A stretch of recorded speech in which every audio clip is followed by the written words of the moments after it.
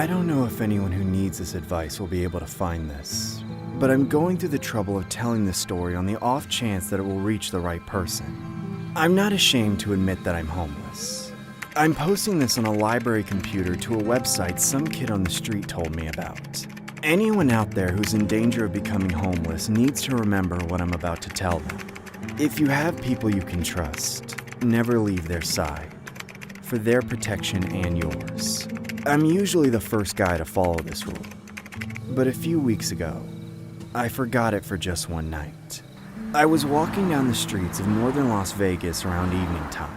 Probably a sketchy situation for most, but I felt pretty comfortable. The bothersome police mostly left this neighborhood to its own devices, and I had quite a few friends in the area. That's just the kind of guy I am. I can make friends with almost anybody, no matter how down and out any of us get. I just found a bag of half-eaten McDonald's in a trash can, so I was ready to find a place to sit down and eat, then turn in for the night. I dragged my mat of cardboard into an alleyway where I knew a guy named Skeg would be living. I'm sure Skeg wasn't his real name, but most homeless people in Vegas are hiding and in debt to somebody, so we almost never tell our real names. Hey Bert, want some dumpster pizza? It's pretty fresh. Only if I can trade you some less than fresh hamburgers. You drive a hard bargain, Bert, but I'll have to accept. Sit down, let's divvy. Sure is a nice night. That's just how we were, Skeg and I. It certainly wasn't a nice night. I was just saying that. The sun was setting fast and the bone-chilling nighttime air was blowing in even quicker. But we were in good spirits despite all that. We had food and company, and that was all we needed. Though I think Skeg had found himself a little booze with that pizza, because he was acting a little more freely than usual. I almost hit the jackpot in the casino today, Bert. One little inch away and that $5 would have been $5,000. One of these days, I tell ya, Skeg's gonna win it big. Oh yeah? What would you do with $5,000? You gonna invest it? Bah! All that investment crap is slow money. I'd get one of them blackjack tables and I'd clear it out. Double my money, then double it again. You know, Skeg, if somebody gave me $5, I'd spend it on food. I wouldn't gamble it away. That's how I got in the mess that I'm in. And that, Bert, is why you'll stay in the mess you're in, rotting in poverty, while Skeg is out shooting for the stars. Don't you know the sky's the limit? You can't stay stagnant.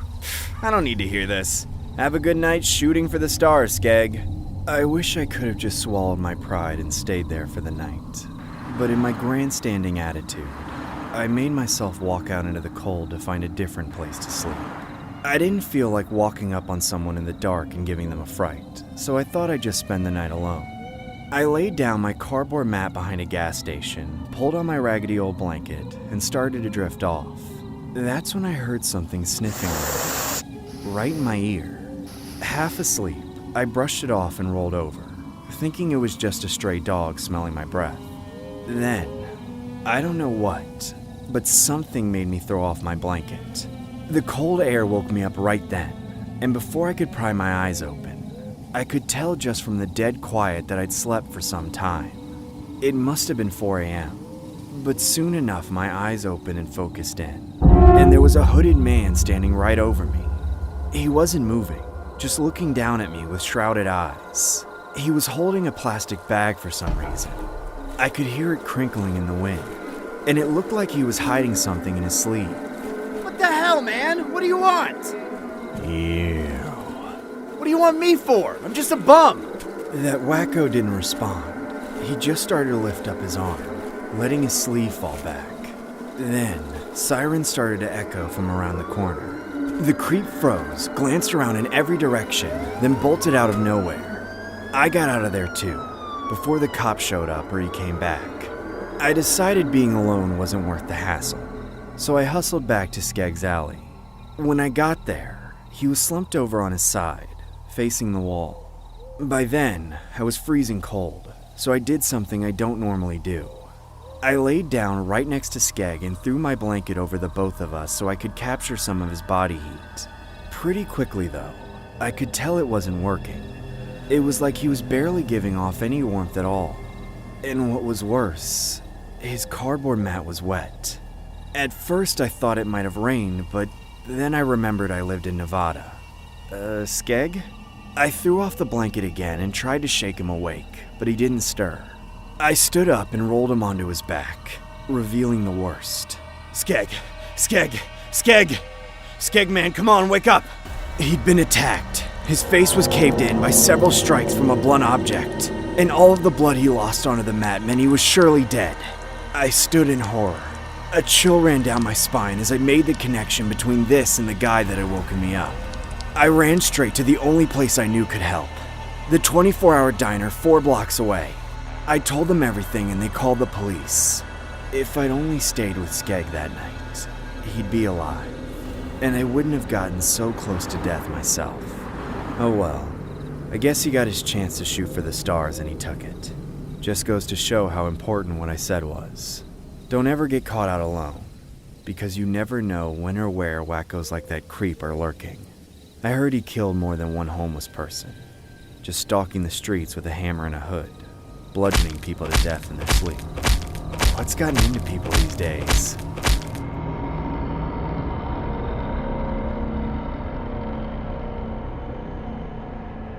When you first hit it, were you sure it was a dummy? Yes. The problem being is we've had some other people struck in the head in the exact same fashion that you struck this dummy in the head. You're gonna go to Clark County. I am? Yeah. Why? Because you make us nervous. You do? Yeah, you do.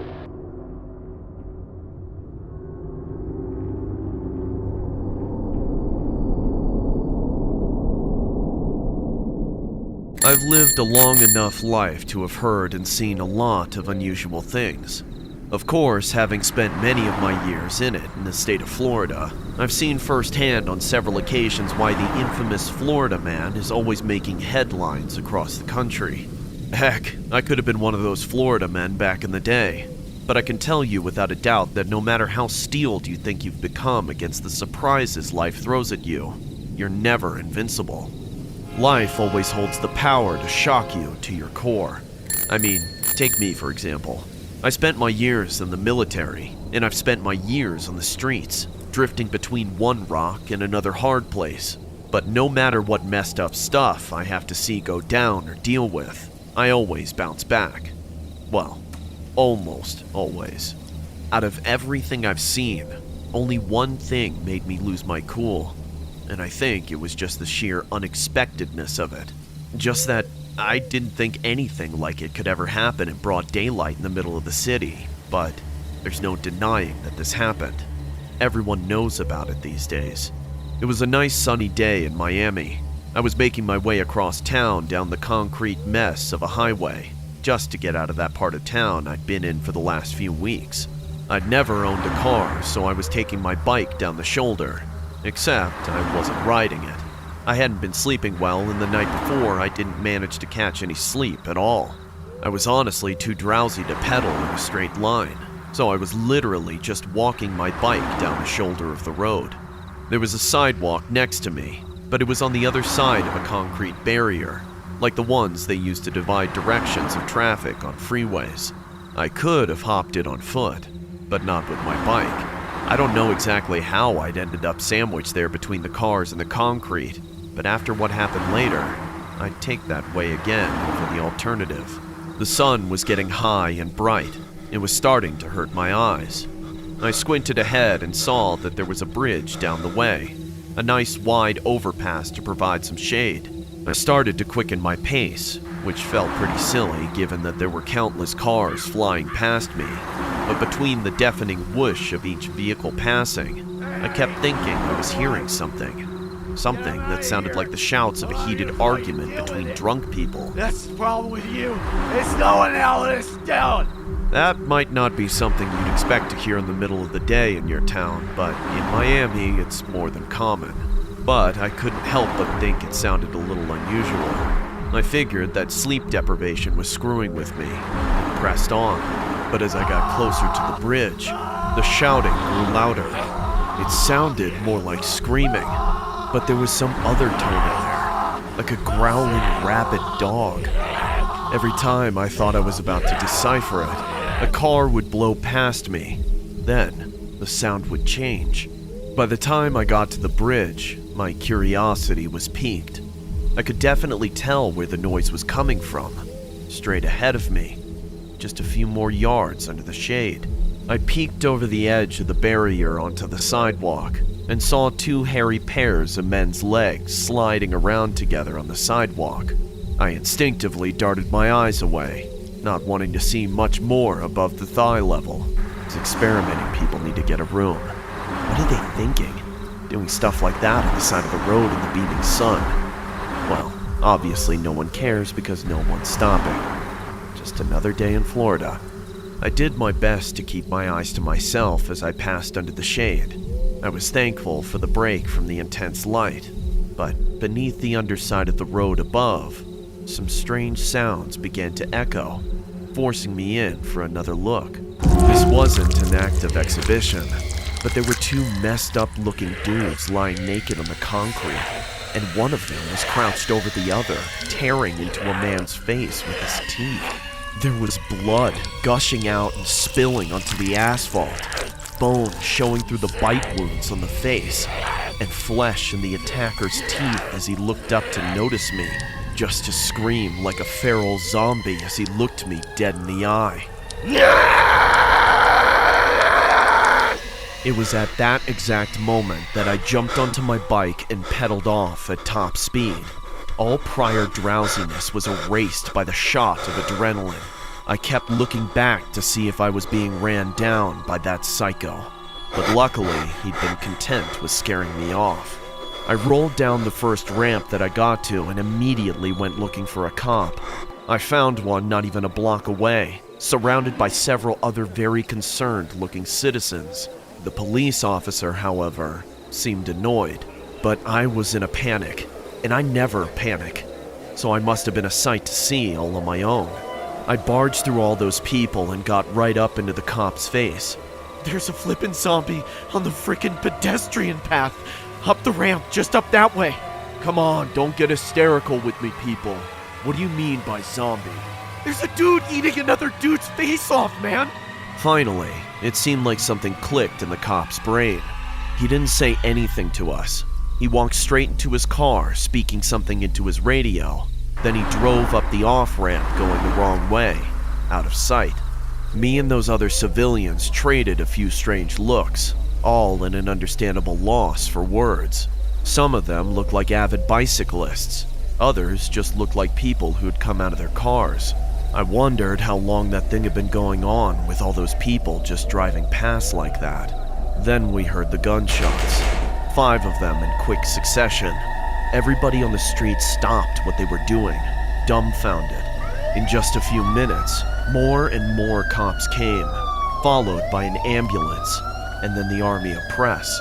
News van after news van drove up to broadcast the scoop, live on the scene, or whatever. I heard some office building captured the whole thing on their security cameras. It was the talk of the town for weeks.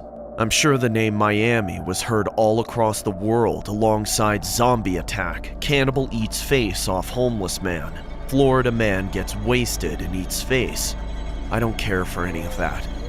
People who weren't there seem fascinated by it, but I know more than anything that I never want to see pictures of that horrible tragedy. Just from seeing it one time, I was shaken up for months.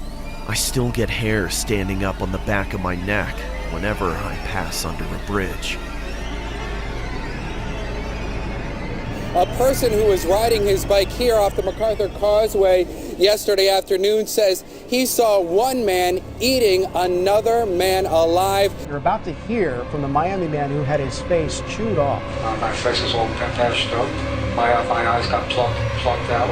And ignored the officer's orders to stop eating the other man's face.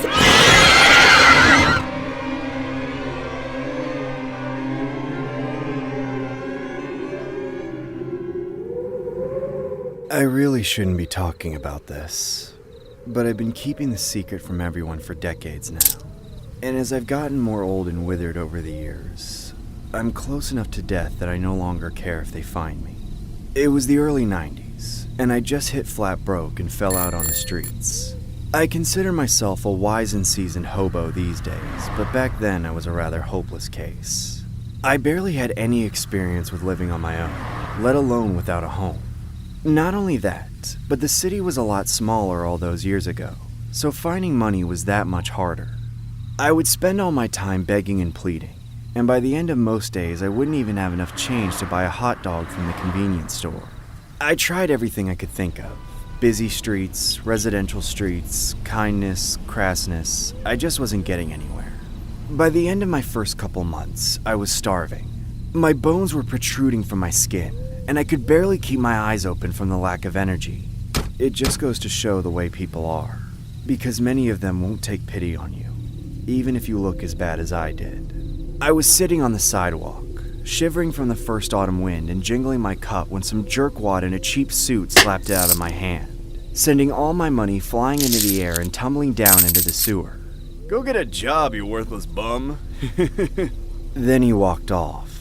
I struggled to get to my feet and tried to pick up my quarters, but people kept accidentally kicking me, so I gave up on it. I stumbled away from that no-good avenue to a more relaxing street.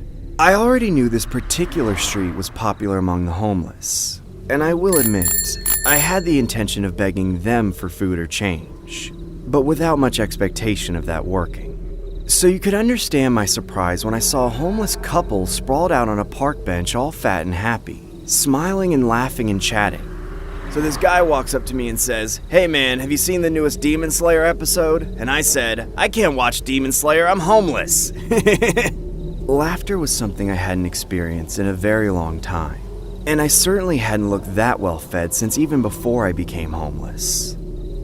I went right up to them and started to ask, "Excuse me, I don't mean to be a bother, but I'm having a really rough time out here, and I see that you guys are doing well. All I want to ask is, how have you been able to keep your health? Or how do you panhandle? Like, what's your approach?" Get lost, buddy. "Please, sir, I beg of you. Winter is coming and I haven't eaten in weeks. I won't survive if I don't get something to eat. I don't want anything from you but knowledge." All right, man, keep it down. I'll tell you how we've been getting fed, but you gotta swear to God that you won't tell anyone about this, or I guarantee that starvation will be the least of your worries. You got that? "Oh, I do. I swear, on the Lord in heaven above, may he bless you and your lady. Thank you." All right, man, listen up, because I'm only gonna say this once. Walk 2 blocks west to the edge of the woods. On the far side of the street, there's a loose manhole cover. Enter and follow the sewer until you meet the old head, Maynard. He feeds the homeless. Now, get lost. I heeded him and got out of there. My brain was so fried by starvation that when I found the manhole, I didn't even think about the stench of the sewer once. But I did make myself wait until sundown. It seemed obvious with all the secrecy that man had pressed upon me that you weren't supposed to be seen going in. Getting there in the early twilight, I heaved off the manhole cover with what felt like the last of my strength, then stepped down onto the ladder and dragged the cover back, sealing myself in the musky darkness. I carefully made my way down the ladder until my feet plunged into raw sewage. I didn't even flinch, let alone recoil, or I might have noticed what was off about the sewer water. Instead, I reached into my pocket and found a lighter, flicking it on to provide myself some meager guidance in the oppressive stench. There were only 2 ways to go, forward and backward, but on the wall of the tunnel was some writing, crudely smeared on in some kind of dripping red ink, or maybe it was blood. It read, "Maynard's Buffet," with an arrow pointing down the tunnel. Seems like I'm in the right place. As I thought aloud, I heard my voice echo many miles through the corridors, stirring a number of creatures that were living within them. All of a sudden, I could hear the scurrying and chirping of rats that I hoped were running away from the sound of my voice and not toward it. But I didn't have the mental fortitude to linger on the grimness of my situation, not with all the ravenous hunger racking my brain. I pressed on, seeing not just more finger-painted signs directing me to the buffet, but also the size of the rats I'd heard. Monstrous things. But that's beside the point. I must have trudged about half a mile through the muck of the sewer when I knew I had to be getting close, because I could hear the people eating. They sounded like animals, growling, lip-smacking, hoots out of sheer celebration. I never heard such loud chewing, but even in the sewer, the sound of it made my stomach growl. I picked up my pace and tried to get there quicker, but pretty soon I found myself exhausted, forced to go on at a slow, steady pace. Eventually, I saw an intersection in the tunnel, and that's right about when my lighter ran out of juice. I pressed on, the sound of the feast growing louder and louder. But right as I was about to round the corner, I heard a snap, like a bone being broken in half. I stopped. A chill ran down my spine, trying my hardest not to stir the sewer water. That I could now clearly see was a dark turbid red and a light from around the corner. I crept up to the intersection, then peeked my head around the corner. Squatting in the stagnant drainage of a clogged culvert were 6 or 7 shirtless homeless men, all sat around a floating corpse of a man which they were devouring, ripping the skin from flesh, the flesh from bone, breaking the bones and sucking out the marrow, cracking the skull and scooping out the brains, chewing that bright crimson with tendon and sinew stuck between their teeth. And I would have recognized that cheap suit anywhere. I'd seen that jerk just a few hours ago, right before these crazy cavemen killed him and dragged him down here. I turned and ran. I may have been on the verge of starvation, but I would have rather died than become one of them. 30 years later, and I've long since found out how to make a living on the streets, but I'm still traumatized by what I saw. It's my nightmare in every fitful sleep I managed to catch, but I think I've outlived all the faces I remember from around that time, so I can finally get it off my chest without worrying of becoming the buffet myself. What the hell, man? What do you want? You. What do you want me for? I'm just a bum.